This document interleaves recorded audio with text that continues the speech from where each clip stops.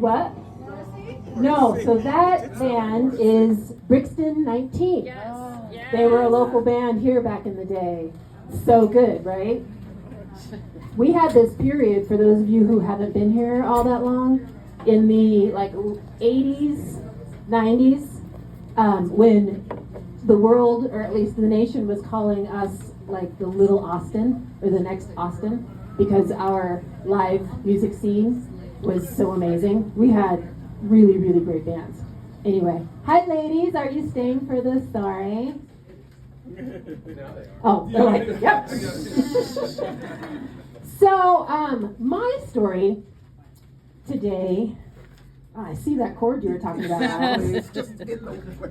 So my story, I did this interview a couple years ago, and they were talking about, I do a lot of things. I do counseling, I do music, I do performing, I teach and the things, and they were like, well, what's is there something that connects all of those, or is there any kind of a through line? And I was like, vulnerability. Vulnerability is my superpower. That's the thing I have going for me, because it allows me to do all kinds of things. It allows me to connect, and I was thinking, that's so true, and it definitely wasn't always the case. And so when Christian brought this up, I was thinking, well, what was my journey with vulnerability? So that is what my story is about today. I'm thinking back. Oh, by the way, I have some visual aids, a few of which I've brought here, but the other ones are on my Facebook page. Because social media. So if any of you look on my Facebook page, it's a public post. You don't even have to be my Facebook friend. You can still see them. I have a couple key photographs that I will be mentioning throughout. And if you're looking at your phone, I won't get offended because I'll assume you're looking at my visual aids. My name is Leta, L-E-T-A. Yeah, see, she's like, I got it. Right here, girl. Leta Harris News Center. So one of the first pictures is me and two other guys. And this was Josh and Michael from that band, Brixton 19, that you just heard. And back in the day, Bodo was known as the 8th Street Marketplace.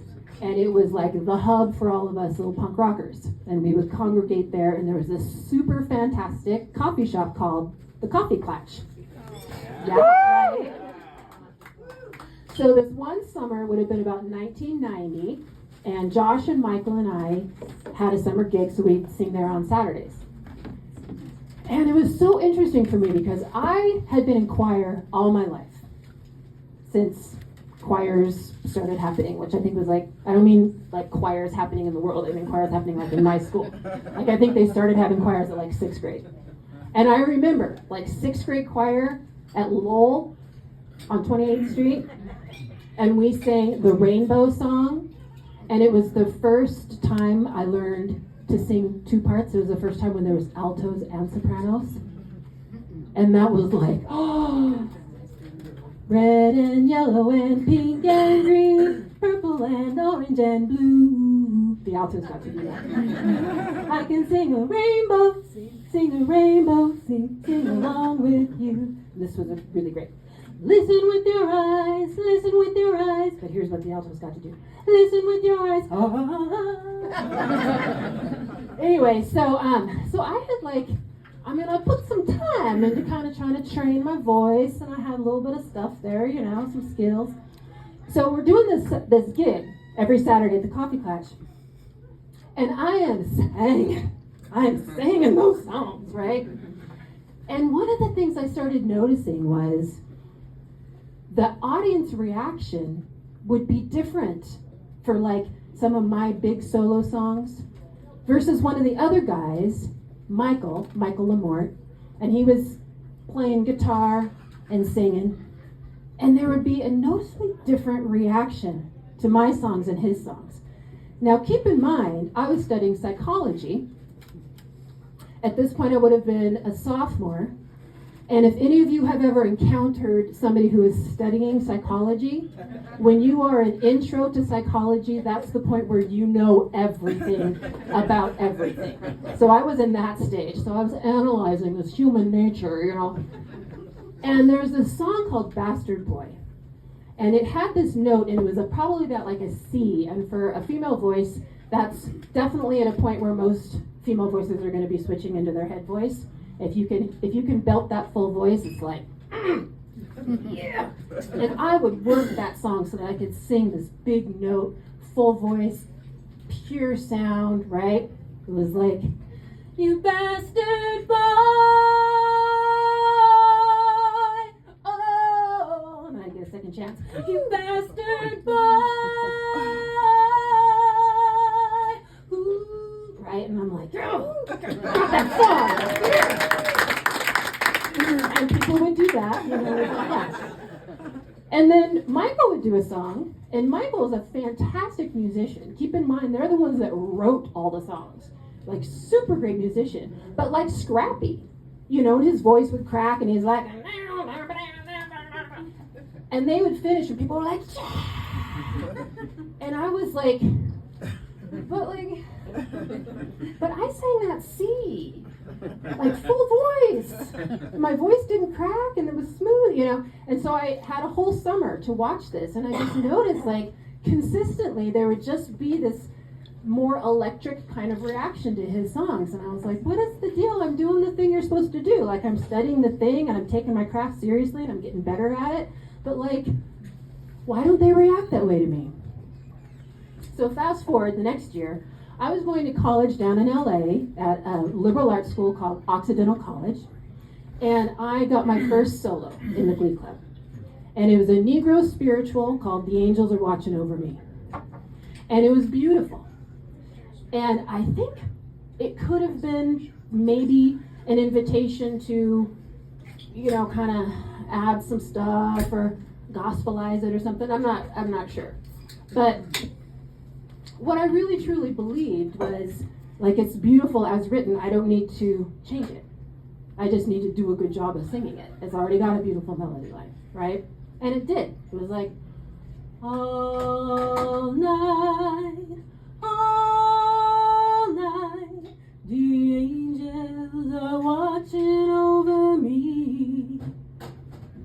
It's like, oh, that's nice. So I'm singing that. So there's this concert, and it's this beautiful, like the chapel that was on the campus. So it's like stained glass windows, and it's so gorgeous. And I'm a little black girl. I'm going to sing a Negro spiritual, and I was an alto. And if anybody's been in choir before, altos very rarely ever have a melody line, right? We're always usually a harmony part. So I sing the first part of the solo. All night. And then in the middle of the song, I step back and I join my alto buddies, and we sing our alto-y part. And then I come back out to finish off the song with my solo. Except for when I came in to the part, I came in on the alto harmony line, not on the melody line. So instead of, oh, I came in on, oh, right? And this moment of panic that hit me, and it reminded me of, like, that minute, that second where you slip, and there's this, like, life-altering, but, like, in that moment, like, some kind of thing happens, and, like, you end up moving your body in ways you didn't even know you could move, right? And you're like, all right, right? So that is kind of like what happened to me. I came in on the wrong note, like, definitely registered, like, but that, like, transported me into this world where all night became all night, right? And I'm like, whoa. And I could feel the choir behind me go like, because nobody had ever seen me ad-lib anything ever, right? And they're like, what? And so then I'm like, now I'm in it. I mean, I'm still panicked, right? Like, but then the end became all night,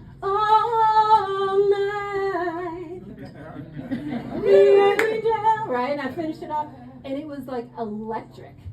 And I remember after the concert, people were like, oh my God, I'm like, I know, right? Whoa, I don't know, you know? And it was the first moment for me that I started realizing, like, there was a completely different energy that came with me actually creating something in the moment in front of people.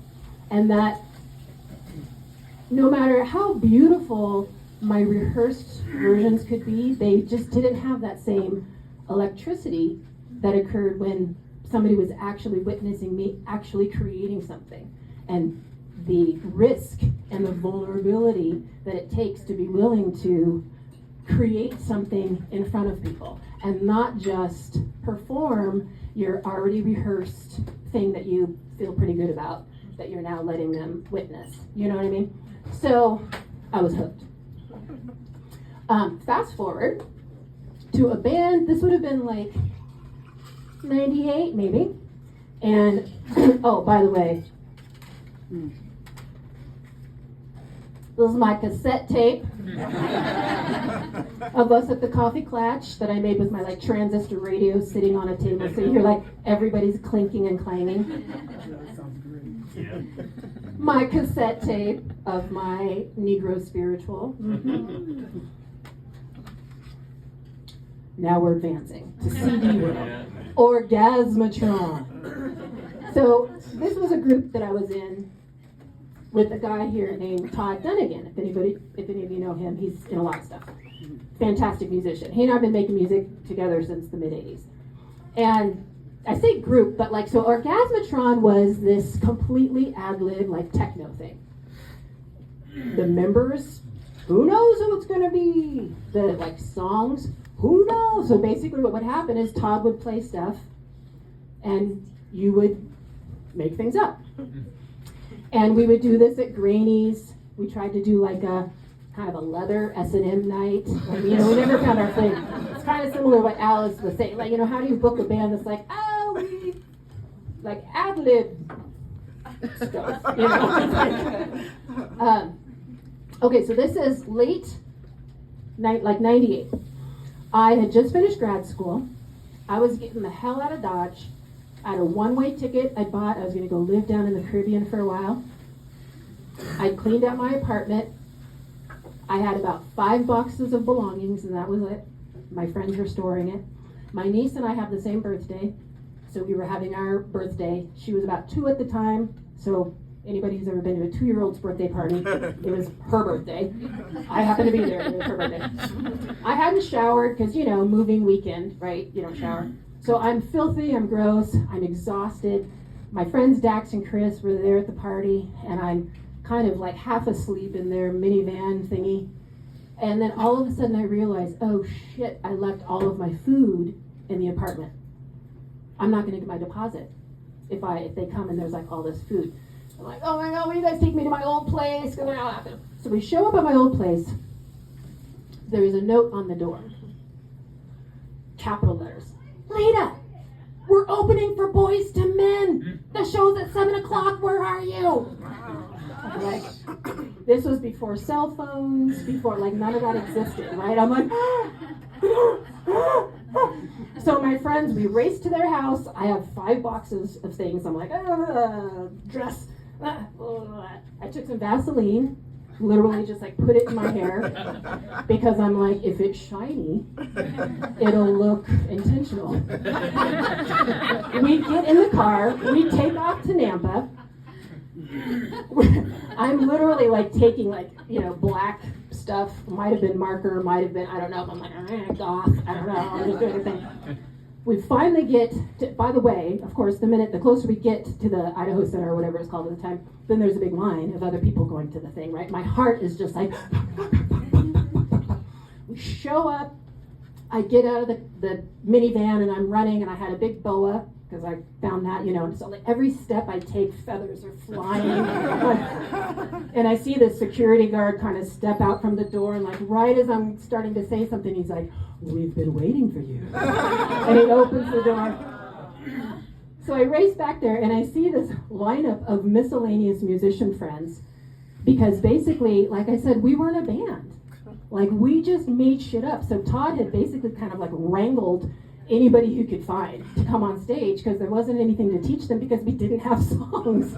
So like Ned Evett was there and his brother and this friend of mine Carrie was there, and she was another singer at the time, and they're like in this row, sitting on the floor, passing along like a jug of wine. Everybody with their eyes like, and as it had turned out, both of the opening acts had been something. One of them was sick, one of them was snowed in, so Boyz II Men had no opening acts. And so that's how we got the gig. And so I race in there, we have like 3 minutes till we get to stage. And I remember being out on that stage, 8,000 people, you know. Todd starts playing music, and it's like, dance, look cute, and dance. And Carrie kind of dances over to me. She's like, I don't know your songs. And I'm like, we don't have any songs. But I remember this one point, them playing some melody, and I started singing something about like a moon. Something like, I was walking, I don't know, something walking into the moon. I don't know what it was, but all of a sudden these glow sticks just started this wave, 8,000 glow sticks. And I have never felt more at peace. And just hearing my voice through that kind of it was just like, I am so 100% meant to be doing this. And if I can ad-lib in front of 8,000 people, what can't I do? It was just so empowering, right? It's so funny too, incidentally. The next day or whenever Michael Dietz does his articles, his whole article was talking about like what a train wreck the show was because of the opening acts not being able to come. And I wrote back a little rebuttal to him, and I'm just like, you're talking about this being a nightmare, but that was like a dream come true for a bunch of local musicians, Anyway, okay, so I'm getting a handle on kind of this like ad-lib, be creative, make stuff up, like vocally. However, what I still hadn't quite captured was like what to do with my body on the stage, because that's a thing. And if you're in certain kinds of bands, like there's not really all that much room, so you just you have a beat and you dance. But I started doing performances where I would have like a whole stage to myself where you needed to like figure out how to do something with your body. And I started performing with a group called the Red Light Variety Show, if any of you have ever seen them. So I was a musical guest, and they had a lot of, aerial and burlesque and doing all these things. So just coming and singing a pretty song, like, weren't going to cut it. And my level of inhibition with movement was such that literally, there's a visual on here, you'll see a picture of me with pink velvet, and I'm doing this. I had this performance that one of my friends, one of the like boyfriends of the group, was watching for me. I'm like, I'm gonna try to move. Let me know how it looks afterwards. He's like, and my movement, and I'm not exaggerating, literally consisted of me taking about 5 steps forward through the course of the song and moving my arms. And that was it. And every time I lifted my leg, it was like jelly, like shaking, like put it back down. Take another step. Move forward. Like that's how it felt, just like moving. So a couple years later, I was doing a Queen song for Red Light Variety Show. And it was a live band. And as you can imagine, trying to take on Queen is a feat. And I'm trying to we have like 2 of us singing, maybe 3. So I'm trying to figure out how to kind of get all the different harmony parts taken care of. We're doing Someone to Love, that song. And we'd worked it out so it sounded really good. So we get to Tech Day, and they're like, okay, Leta, let's run your song. And all of a sudden I realized I hadn't even thought of like how I was going to physically perform the song, because I had just been working on the musical stuff. But the band wasn't on stage with me. They were on the floor. So it was just me on an empty stage. And I had no moves. I had 0 moves. Remember, my big success was 5 steps and an arm. And I'm like, I'm doing Queen. I got some moves. And it was, how you have those crossroads moments in life where you know how you handle it is gonna shape you. And it was one of those moments for me, because I could tell nobody will think twice if I say, you know what, we'll just do a sound check and I'll do the choreography later. Like they wouldn't have even thought twice. But I knew that I would know that I chickened out. And so I was like, make something the fuck up. Like MTV. You watched MTV. You know what rock stars look like. Do that. And so I conjured like every stereotypical rock star movement you can think of, you know, like I'll put my foot on the monitor and I lean down and I like horn and I'm like, oh yeah, bend in the knees, that's good. I'll do that over on this side too, like that, you know. And I totally just like channeled every rock video I'd ever seen. But it worked. It worked because it was like, yeah, well, they're rock and roll people and that's the movement. And so you're like, yeah, that does feel good when you do that. You do kind of feel like a badass. And if any of y'all know Sam Stimbert from the back, he doesn't give away compliments for free. You know, he's the kind of person like, he just won't say anything. If you know. And he walked up to me and he was like, Leta, when you said you were doing Queen, I was a little bit worried, but you killed it. And I was like, and that video, there was a video on YouTube. So, fast forward now to where I am now. I have a studio, and I named it Metamorphosis Performing Arts Studio, and I named it that because of a speech sermon that I heard one time talking about metamorphosis and what actually happens. You know, that it's not the smooth transition from like cute fuzzy caterpillar to beautiful butterfly. You know, that the in-between stage inside that chrysalis or that cocoon is actually goo. You know, it completely dissolves and is nothing for a while and then reforms as this new thing. And that it's in that dissolved state of like, what the fuck? Like, that's the place where so many people stop and turn back. And that the key is to move through that stage. And whether it's having trust that it's going to come together, or whether it's just knowing, like, I'm going to make this happen, or whatever it is that allows you to just keep going through that, I don't know what this is right now, stage, that's the only option to get to the other side. And I love that concept, and I was like, I need to be about that myself, but I also want to help other people be about that. And so I named my studio Metamorphosis Performing Arts Studio. And I'm still about skills, because I do think that having technique is important. And, but I think having the insight to figure out what are you afraid of? What are you not putting out on the table right now? Or like, what are you needing to kind of like protect in private before you show it to the world? Figure out what that is, and then let's do that instead. Let's find that thing that feels scary, and let's do that. And for me, the magic as a performer pays off, right? Because that connection happens when people can tell, like, this is real, something real is happening right now. And it's priceless. And then watching other people go through that and get to that point where they feel that moment is priceless. I had final thought for you, 2 final thoughts. I had a student of mine named Nika. She has been doing lessons with me for 9.5 years. She started with me when she was 4.5. It's incredible, right? Last week she came in and she was troubled because she has a track meet and she's underperforming. And I was like, okay, it sounds like it's the same thing that's happening with your singing, because you're chickening out with your singing too. You're not, we're trying to do some stuff, trying to work on some ad-lib stuff, we're trying to do some stuff, and you keep chickening out, right? And she's like, yeah. And I'm like, so do you want to see if we can figure out that link? And she's like, yeah. So we just spent the lesson just talking about that. Just talking about, like, what was she afraid of?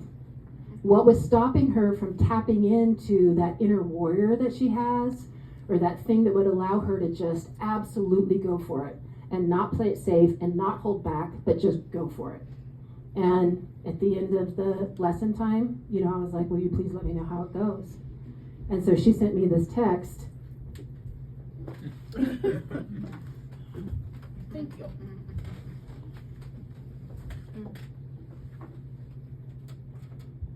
My track meet yesterday went really well. I got a 4-second PR and my time was 2:32. I was ranked to get 9th place, but ended up getting 3rd. PR is personal record.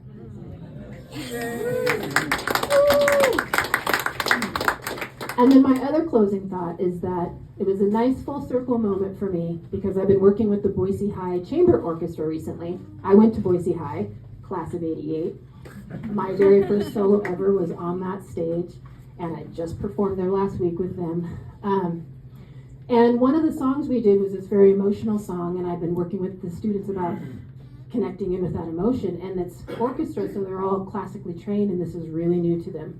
But the other thing we did this year was one of my songs, and it was original, and I was like, you're gonna write your own parts. Okay, well, but what does it? I'm like, make it up.